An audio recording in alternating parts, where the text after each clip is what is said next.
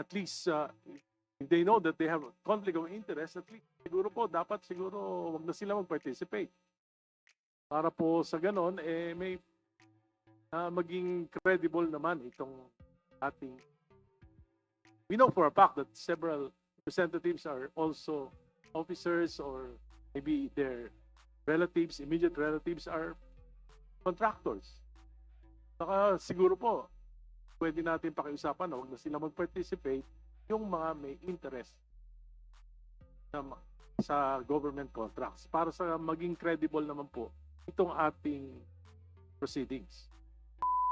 One more comment. In the precedence of motions, the point of order should be taken first. However, I do agree that indeed the gentleman and the lady has a point, and it can be taken immediately after as a question of privilege. In fact, it was already here included in the agenda. My question of privilege during the August 11 session, basahin ko na lang kasi related na rin eh.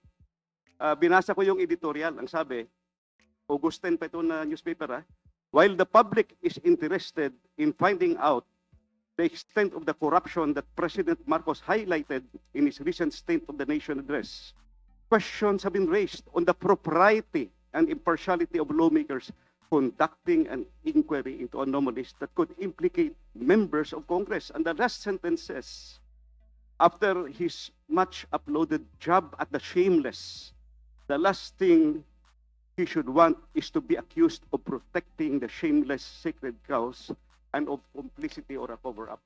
I will be willing to discuss this when my time comes in item number 6 of item 5. I just, para lang for proper order and decorum, unahin muna yung point of order, then we can raise a question of privilege since this affect the integrity and I would say the duties of the House of Representatives. I move that the chair first rule on the point of order. The chair, before the ruling. Please proceed. My understanding is that Representative Jokno is not objecting to this investigation. He's just maybe prudence would require that all members of this committee participating in this proceeding should at least if they know that they have a conflict of interest, at least siguro po dapat siguro wag na sila mag-participate. Para po sa ganon, may maging credible naman itong ating. We know for a fact that several representatives are also officers or maybe their relatives, immediate relatives are contractors. Saka siguro po, pwede natin pakiusapan na huwag na sila mag-participate yung mga may interest sa government contracts para sa maging credible naman po itong ating proceedings. Can we, Congressman Jokno, can we restate the motion that you have been mentioned? The motion, Mr. Chair, for all the members of the three committees to make a full disclosure of their financial, business, and pecuniary interests that may be directly or indirectly affected by any investigation into the government's past or present flood control project.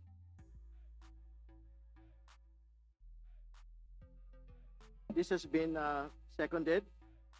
Second, Mr. Chair. Second here, Mr. Chair. May I explain my my second to the motion of Honorable Jokno? Just a short explanation, please. Yes, thank you, Mr. Chair. As a member of the majority, Chair, in the interest of upholding the integrity of our proceedings, I respectfully seconded the motion of Honorable Shell Jokno that any member who may have a direct or indirect interest in the subject matter should inhibit themselves from participating in this deliberation. Mr. Chairman, This is not, excuse me po. sir, last point lang. I suggest that since we are now entertaining a motion, the Honorable Jokno first withdraw his point of order. para ma-entertain natin yung motion. Just Yes, to interject, sir. Thank you, Mr. Patuloy po kayo. Pero yung sa akin, suggestion ko, the Honorable Jokno will withdraw his point of order para diretso tayo sa motion. If mag-agree ang chair. May I finish my... This is not to cast doubt on anyone's integrity, but rather protect the impartiality of the committee and avoid perception of bias. Our duty is to ensure that the decisions are made solely on the merits of the issues before us, free from any conflict of interest. Thank you, Mr. Chair. Thank you, Congressman. Can you restate the point of order, please? I think it has been transformed into a motion. Mr. Chair, very quick interjection, Mr. Chair. I believe earlier it was a point of order, but later on, the Honorable Shell Jokno amended it as a motion that all those with conflict of interest or possible involvement in these flood control projects inhibit themselves from the investigation. It was duly seconded by the Honorable Laila de Lima and the Honorable Santos. Maybe, Mr. Chair, may we get your ruling on the motion? A point of clarification, Mr. Chair. The motion pertains to making a full disclosure of such business, financial, or pecuniary interest. It does not yet state about inhibition.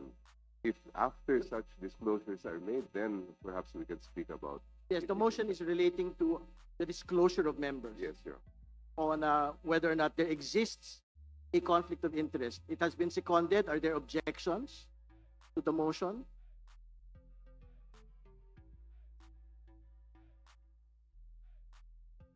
There is no objection.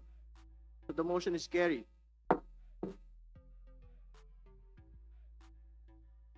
Mr. Chair, just a clarification, having ruled on the motion already, Congressman, that the full disclosure will be obtained from each and every member. How do we go about it? Should it be a written disclosure? Just to be clear about it, there is a motion, duly approved, carried. Now, how do we implement that? Mr. Chair, I move to adjourn. Our resource person, Engineer Henry Alcantara. May I know if he is present?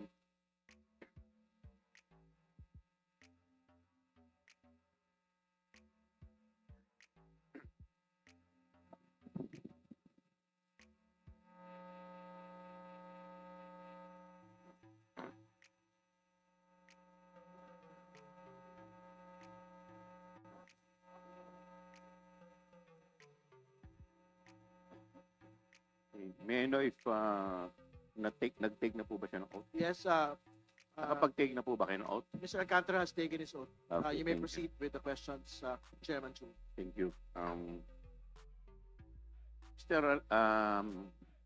Mr. Alcantara, are you an engineer by profession? Yes, Your Honor.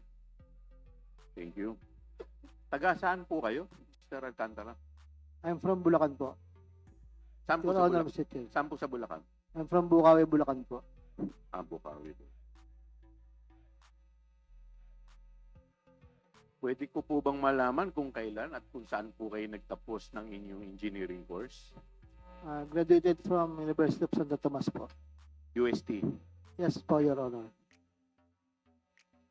So kayo po, kailan po kayo nagsimulang magtrabaho sa DPWH? 1994 po, Your Honor. 1994. 94. Ano pong unang posisyon na hinawakan po ninyo? I was nagsimula po ako, job order. Ang item ko po ay laborer 1, naging laborer 2, naging engineer 1. Every 6 months po because I was a casual employee at that time. So at present po, ano po ang inyong posisyon ngayon? Before po ako ma-relieve, I was appointed as OIC, Assistant Regional Director sa Region 4A po. ARD, Assistant Regional Director po. Sa Region 4A po. 4A. Pero bago po ito, ano po yung naging posisyon po ninyo? I was a former district engineer of Bulacan First, DEO. First District. Yes po, Your Honor. So sakop po ninyo yung Baliwag at saka yung Kalumpit. Yes, Your Tama po Honor. ba? Ah.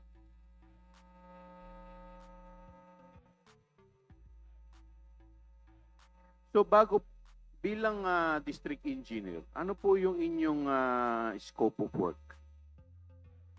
Ang scope of work po ay to manage and to implement the projects po. Manage po. More on management, sir. So kasama po ba dito yung pagpaplano? Yes, sir. But there's sections involved in the planning po. Okay. So hanggang sa pagre-release po ng pondo, tama po ba? Up to the payment. Yes, Your Honor. Up to the payment. Yes, Your Honor. Okay, thank you po. So nasa kapangyarihan po ninyo yung pagpaplano, pagbabudget, tsaka pagbabayad. Tama po ba? Yes, Your Honor. Okay, thank you po. So, Mr. Chair, pwede ko po bang ipakita dito yung, ito po, yung Department Order number 42, kung saan nakalagay po dito yung trabaho po ng District Engineer. Ayan po, nakalagay po dito na the District Engineer of the following District Engineering Office are authorized to approve plans, POW, and ano ba yung POW? Program of Works, Your Honor. Program of Works, and ABC. Ano po yung ABC? Approved budget for the contract. Ano po? Approved budget for the contract. Approved body, Budget.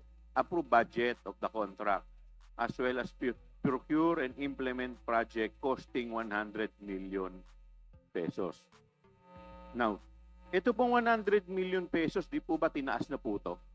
Yes, Your Honor. It's So magkakano na po ang threshold na hawak po ninyo? 150 million po.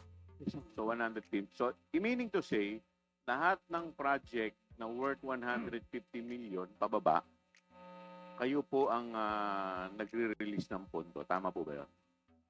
Hindi po kami ang nagre-release, Your Honor. I mean, nagbabayad po sa project kami Kayo po. po yung nagbabayad. Tama Yes, po? Your Honor. Alright. Sige, tama po. Okay. So, siyempre po, habang ito pong project ay ginagawa, kasama po sa trabaho ninyo, ang inspeksyonin yung nasabing proyekto. Tama po ba? Your Honor, somehow, nag-inspect po ako ng project. Somehow. Ganito po, if I may allow to explain, Yes, please. Your Honor. Pakipaliwanag po sa amin. Meron po kasing project in charge. Meron po tayong project engineer in charge of the implementation of the project. Meron po tayong section implementing the projects. They are the sections implementing all the projects, Your Honor. Pero lahat ng project dapat tinitingnan mo rin kahit papaano. Tama Yes, po ba? Your Honor. Okay, thank you. So, sa dulo, siyempre, bago tayo magbitaw ng bayad or payment, siyempre, meron po dyan tinatawag na final inspection. Tama po ba? Yes, Your Honor. Okay. So, ginagawa mo rin po ba itong final inspection bago ka magbayad? There is a team that's assigned to be the inspectorate team. They are the one who will inspect the project po, composed of the different section chiefs, and as head of the inspectorate team is the assistant district engineer, Your Honor. Okay. Engineer, may pakikita po ko sa inyo, Department Order number 99. Ito po. Dito po nakalagay po dito, the certificate of completion shall be issued by the District of Engineer in the case of project implemented by the district office. So, sino po nag-i-issue ng certificate of completion? Kayo po? Yes, Your Honor. Okay. So, bakit po kayo mag-i-issue ng certificate of completion kung hindi po ninyo in-inspection ito? Na Your ito Honor, pong project na to ay tapos na. Your Honor, it is the attachment of the certificate of completion is based on the certificate of final inspection conducted by the team. So, ang ibig po ninyo sabihin, nagbe-base lang kayo ng pag-i-issue ng certificate of completion base sa attachment at hindi po base sa inspection na ginawa po ninyo. Yes, Your Honor, because I presume So, lahat po ganun ang ginawa ninyo? Kahit na isa, wala po kayong tinignan? meron naman, Your Honor. Meron naman. Yes, Your Honor.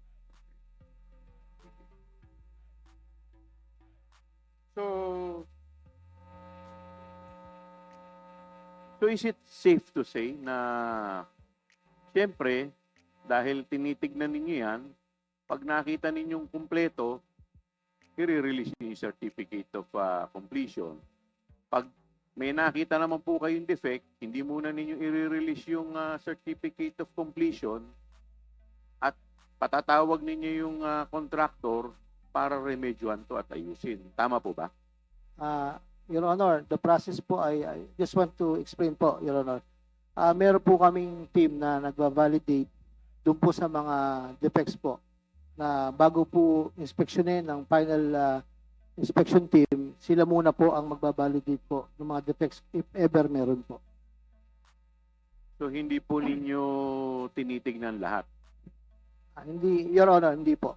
Because So basta issue lang kayo, naniniwala kayo dun sa papel na binigay sa inyo na kompleto, kaya mag-i-issue na lang kayo. yes, Your Honor, there is a presumed regularity of the documents presented to me, Your Honor. Okay, sige, pagbibigyan po kita dyan. Mr. Chair,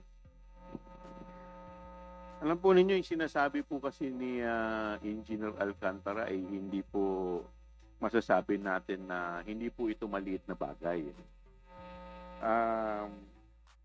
Kasi po, napakabigat po ng kanyang responsibilidad. Once he certifies, mag-release na po ng payment, yung pera. So yun po yung nagiging basis, yung certificate po niya, yun po yung nagiging basis ng releasing po ng payment. Kaya, alam po ninyo, no less than the good president went to Bulacan personally to visit the project. At ang ating pong Pangulo mismo ang nagsabi na substandard daw po itong proyekto. Ito po yung release po ng inquirer at sinasabi po perfect example of abuse. Ito po ba under po ng engineering district ninyo? Yes, Your Honor. Now,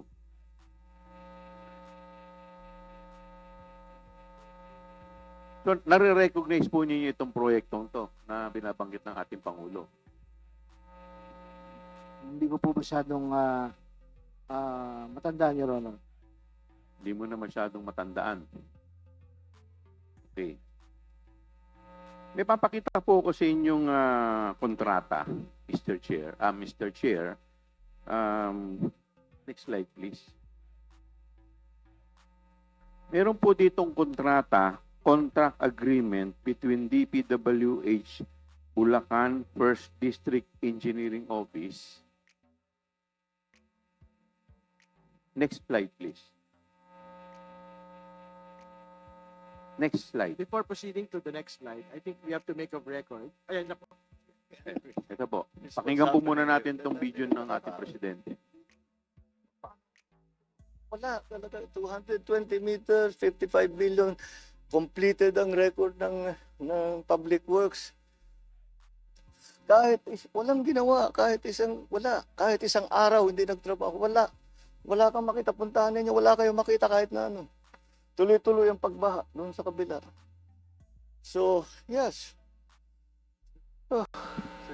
If all of these projects were properly executed and implemented, ang laki nang nawala na problema sana sa atin at sa mga taong bayan. At saka mas magiging maayos hanggang irrigation, hanggang water supply, fresh water supply for household.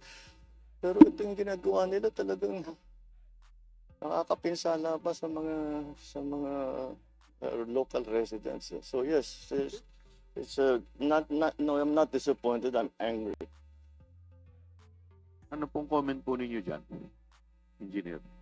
Yes, tama naman po ang Pangulo. It's really disappointing.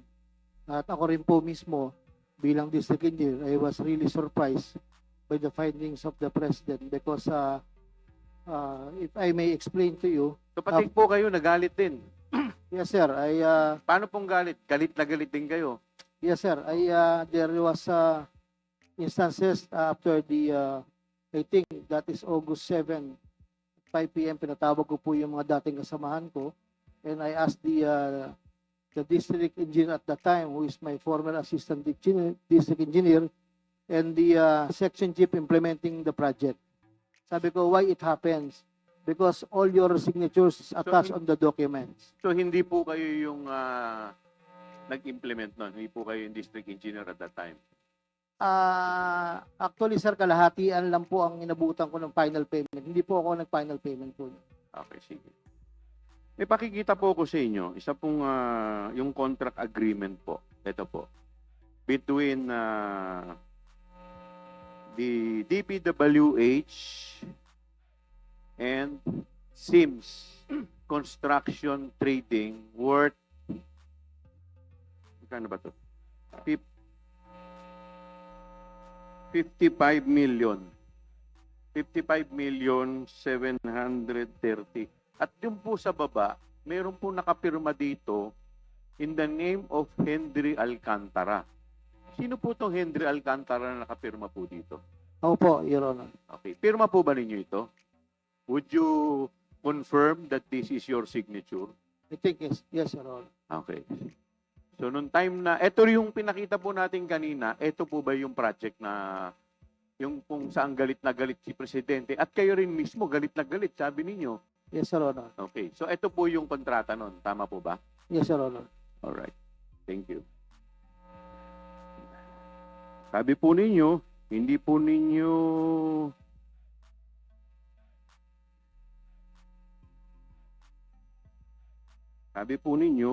galit na galit kayo. In fact, hindi nyo mga kalahati lang sa inyo. Tama po ba? Yes, Your Honor. Okay. At pwede pong next slide yung bayad.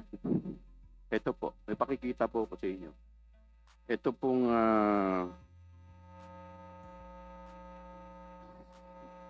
ito po yung Sims Construction Trading.